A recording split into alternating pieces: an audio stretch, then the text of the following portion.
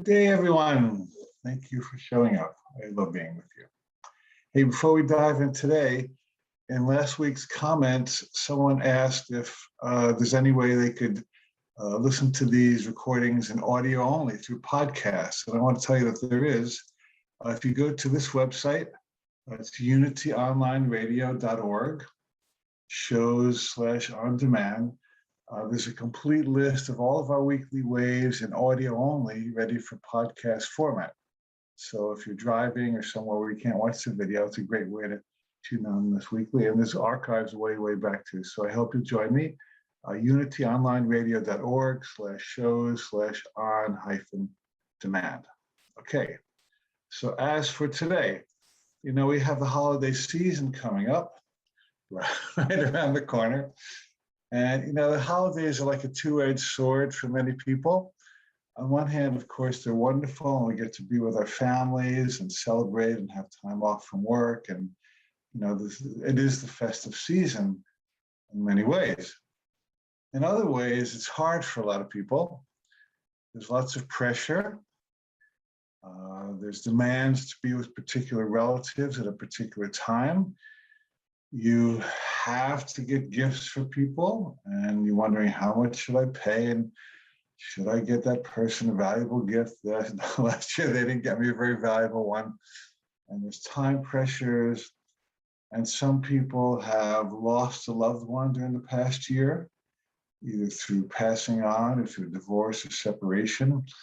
And so the holidays bring up all kinds of issues that challenge us, along with the fun, loving issues.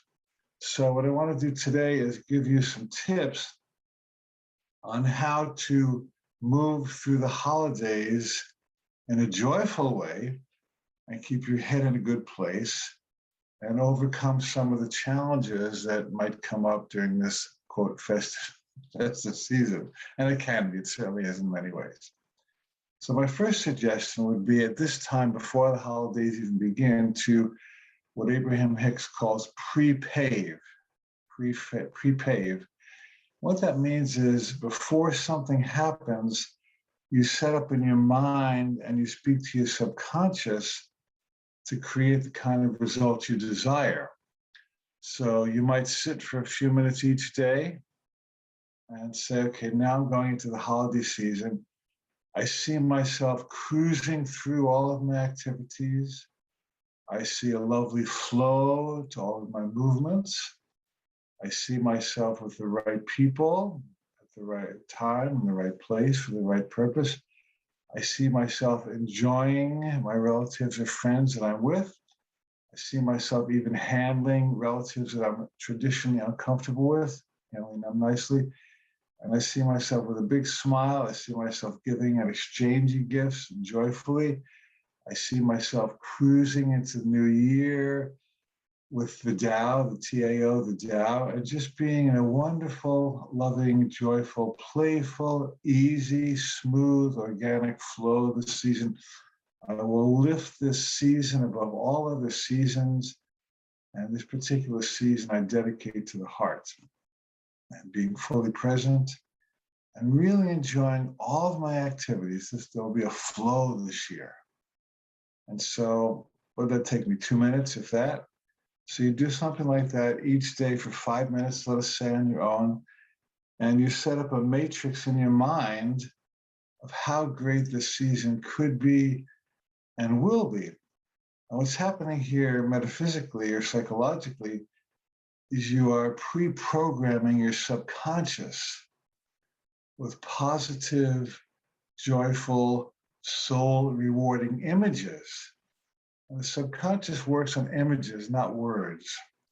And it works on feelings more than words as well.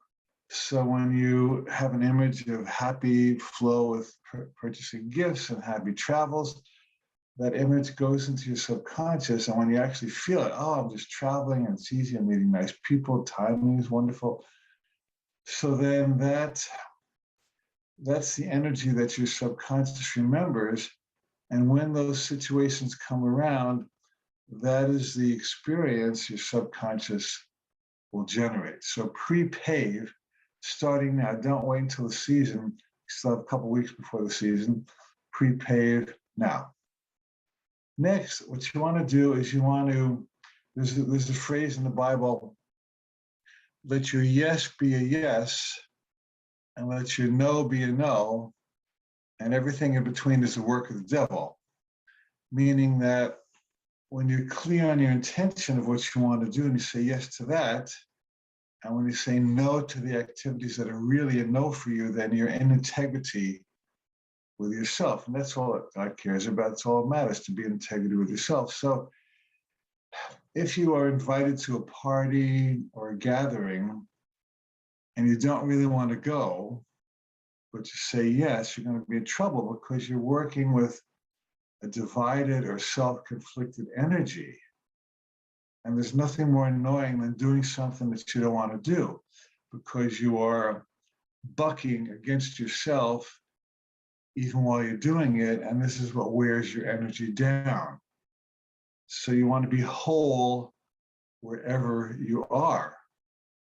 And so either say yes and surrender and do it and enjoy it and don't buck yourself as you go along, or say no and be in your right place and have integrity where you are instead of showing up with a divided energy. And to be honest, you probably know this, if you're somewhere and you don't want to be there, it's very annoying to the people around you because they have a captive audience. While some people might enjoy that, most people will feel your negative energy. They're going to feel your resistance. And you're not going to be smiling, you're not going to be happy, you're not going to be laughing, you're not going to be present. And so you're kind of ripping them off, and you're ripping yourself off by having your body in one place, but your soul is not there. So the way to overcome this is to really go where your soul guides you and don't go where your soul doesn't guide you. Don't have a double energy. Let your yes be a yes, and let your no be a no, and be whole wherever you are. Now, the next tip is perhaps the most practical because lots of people find themselves at family or friend gatherings or business gatherings, business parties, let us say, and there are negative people there. There are people who in your family you've had an ongoing feud with. There are people who are sarcastic. There are people who want to argue with you. There are people who want to criticize you. And you just cringe at the idea of being with them. You know they're going to be there, and you have to be there. You want to be there in general, but you're going to deal with this negative person. So what to do? Okay, I have the answer for you. If you do this, it'll work, I promise. Before you attend that particular gathering, you sit for 5 or 10 or 15 minutes, and you create a bubble of light, an energy field around yourself, a sphere of well-being.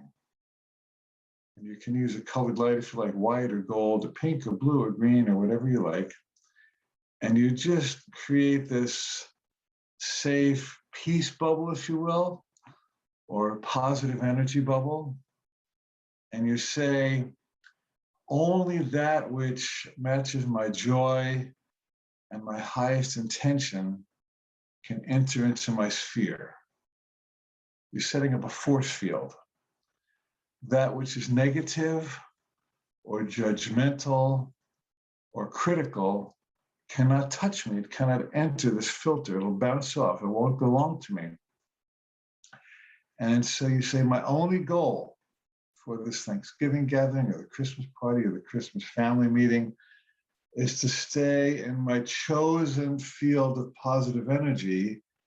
And I don't care what anybody says. I don't care what they do. I don't care if they argue. I don't care if they're silly. I don't care if they get drunk.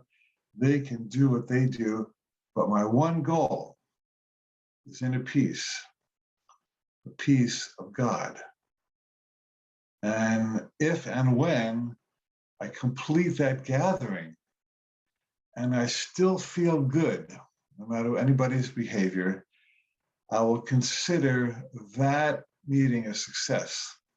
So what we're doing here is we're reframing the purpose of the activity and your role in it.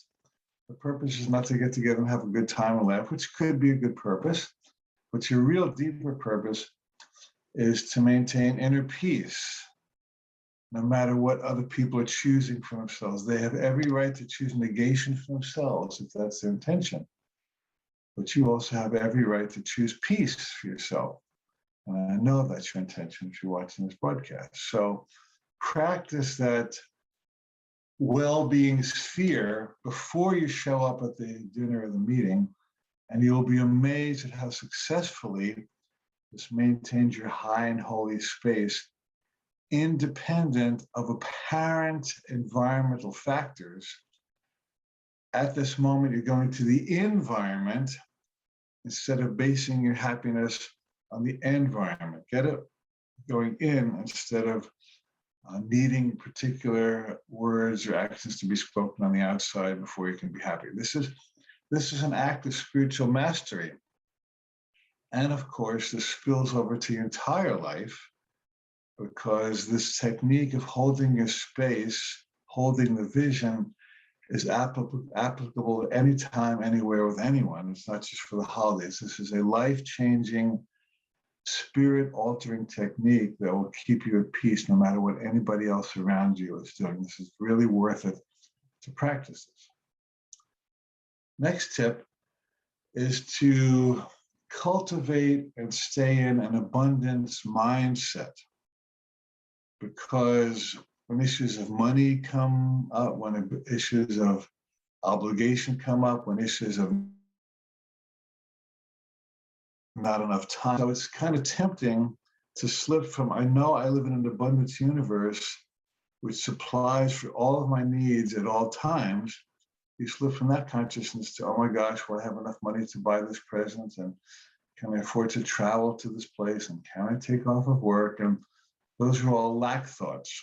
We know there's only two mindsets in the universe, abundance and lack. If you're not in abundance, you're in lack. And if you're not in lack, you're in abundance. So you want to do whatever you need to do to keep your abundance mind on.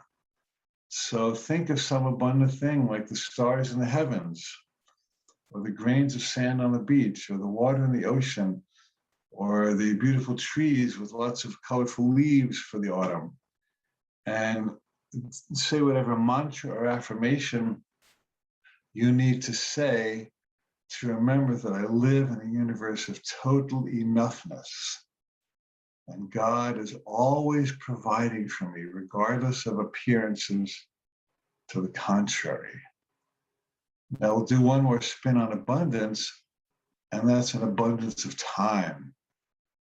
If you don't think you have enough time, you have an abundance issue. Now I've always felt pretty abundant financially, but there have been times in my life I thought, I don't have time to do this. How am I going to finish all this? How am I going to get to that place on time?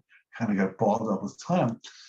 And I realized that in believing in a lack of time, I was falling into a lack consciousness, and I was not in abundance. So I needed to shore up my sense of enough time. And so I want to give you a fabulous affirmation that's going to help you cruise through the holiday season with absolutely enough time. And here it is. Write this down. Say it every day. I always have enough time to do the things that Spirit would have me do. Let me say that again. I always have enough time to do the things that Spirit would have me do. And so if you feel like you don't have enough time, you are superimposing your mindset of what should happen when over God's idea of divine timing. Get your mind in the flow of divine timing, that everything unfolds naturally and organically in its perfect and right time. And if you think you don't have enough time, then look at the story you're making up about things you have to do by a certain time, and you will find that that story is false because it's creating anxiety. If you can relax into the flow of time, then somehow things get taken care of perfectly in the right order. You may be moving about, you may be doing your task, but there's kind of a dance to it. There's a Tao to it. There's an energy flow. to it. There's a force to it, like Star Wars, the force is with you. And so it'll be a wonderful experiment this holiday season to say, I always have enough time to do the things that Spirit would have me do. And then you'll be amazed that you actually get even more done because you're not crimping your consciousness with fear of not enough time. It's really a fun game to play. And I promise you it works. I've practiced this many times and it always works. Universal principles always work. They're not bendable. And so when you fall back on universal principles, they always work in your favor. And finally, I want to suggest to you to use the end of the year time for self-nurturing. Now, lots of activities kind of slow down or stop the last 2 weeks of the year. Businesses are shut down and people are traveling, and you're not expected to do all the stuff you usually do during most of the year.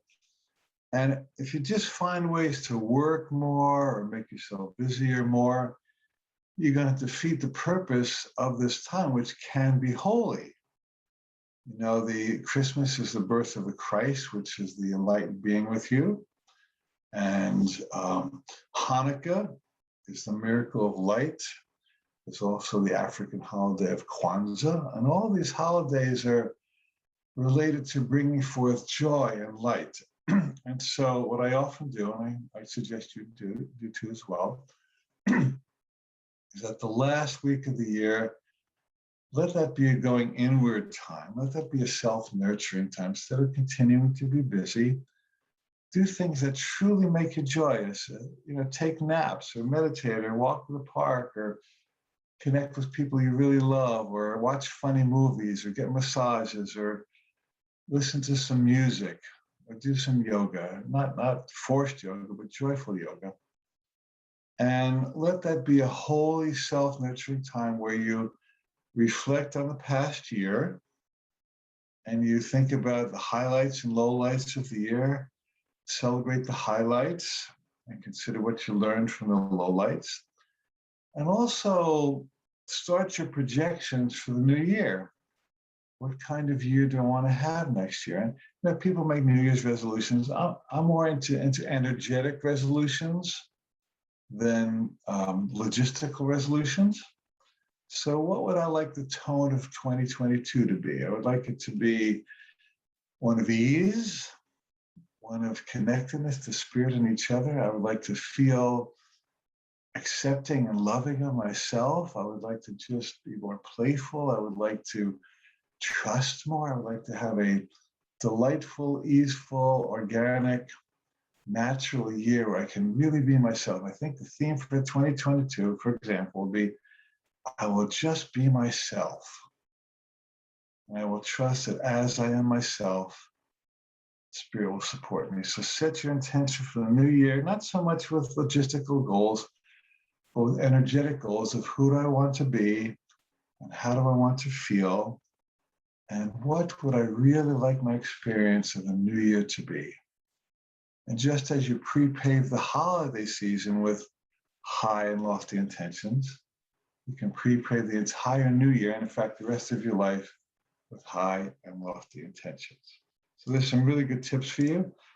Speaking of what's coming in the new year, I do want to remind you, we're doing a 4-day intensive, delightful, heart-filled, joy-filled online summit from December 6th to 9 with 5 of my dearest teacher friends, Mike Dooley, Marie Manucherry, Ariel and Shia Kane, Deborah Engel. They're all top-notch, high-integrity, open-hearted, fun teachers.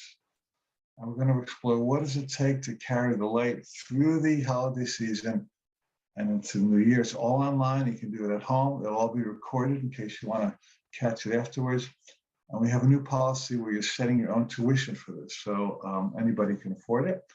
And then as always, we are starting my new holistic life coach training January 1. This will be a fabulous 6-month intensive intimate program where you get to become a professional certified life coach, help yourself as you're helping others. You can build a career around it. You can do it part-time. You can do it for fun. It's a hugely successful program. It's a life changer for coaches as well as their clients. And this one is all online, no traveling, no retreats. just everything from the comfort of your home. So let's close with an affirmation together.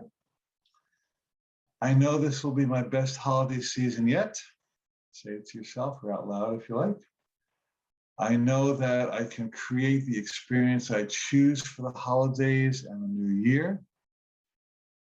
I know that I am living and moving in partnership with Spirit. Repeat that in your mind. I'm living and moving in partnership with Spirit.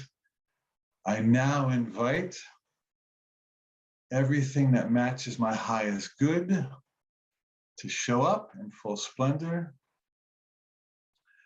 I now release everything that does not match my highest good to go where it belongs. I will be in my right place at the right time with the right people for the right purpose. And I will choose, I now choose to make these holidays truly happy. And I will be a force for light. I will emerge shining. And I want to the best new year of my life. And for all this, I say, thank you, God. And so it is.